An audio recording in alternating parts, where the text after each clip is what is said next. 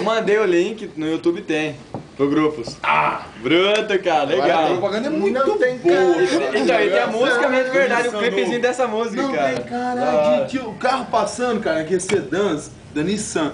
Não tem cara de tiozão, mas acelerou meu coração. Então, E o tiozinho cantando, né? Tem um amigo do Caruso, que o cara se fez. Ex-amigo nosso. Não, tem meu amigo sim. Ele falou, a única pessoa que ele considerava na casa era o turco. É a única pessoa que quando ele falava, ele era escutado, ele era entendido e compreendido. O resto só queria abusar dele. Perguntava se o dia era bom. Amigo do Caruso. Não, é um muito figura de Brodowski, amigo do Garavini, que veio pra cá. Morou aqui. E o cara veio pra cá, chegou ele no meio desse... Pô, cheguei hoje aqui e ninguém perguntou como foi meu dia. Se eu passei bem. Olha o que o Thiago Você imagina que é um tiozão de uns 30, 31 Fala um anos. negócio desse lá em Palmas, o bucho dele não tá no chão já. Não, o cara, Imagina no clubinho, chega lá alguém e fala assim: o cara é pai de como que foi? família. Vocês vão perguntar como que é meu dia? Imagina a galera do clube. Não, aí o Luto chama ele, ô, vamos lá pra festa tal, vamos no Cancún. Porra, velho, você me avisa Só hoje? agora? Ao meio-dia? Vocês estão combinando há um mês. Tem que me avisar Faz um como mês que é. vocês estão combinando? Só alugaram van.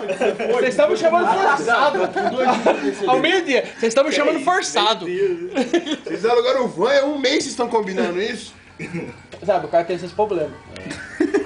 Aí deu uns atrizes Problema, né? É problema.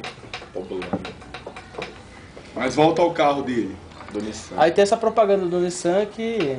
Ele é o tiozão, né, cara? Você vê o naipe, filho. Vai ter cara de Pergunta quem que ele catou. Só é. Está sendo filmado. Já começou Está sendo complicado. filmado. por Catou favor. a esposa Você quer dele. contar quanto, mas eu Mentira. pergunto. Ele catou a esposa dele. Tem um filho dele, coitada. Coitada.